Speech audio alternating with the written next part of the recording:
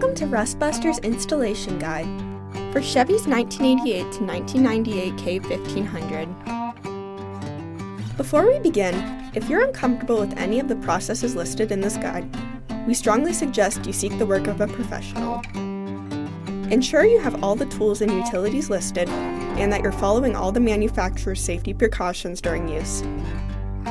Step 1. Disconnect your vehicle's battery and inspect for potential fire hazards such as leaking fuel lines and engine components. Prepare or remove these before starting. Finally, clear the work area of any safety hazards. Step 2. Lift up your vehicle. Remove your wheel with a 21mm socket. If you wish to retain your body mount, our part features a perforated plate that can be removed. If not, remove your body mount. Step 3.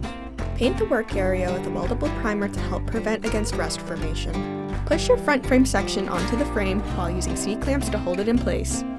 Following proper welding procedures, tack weld the part onto the frame before welding it on fully. Next, paint the part with primer to help prevent or reduce the risk of rust formation.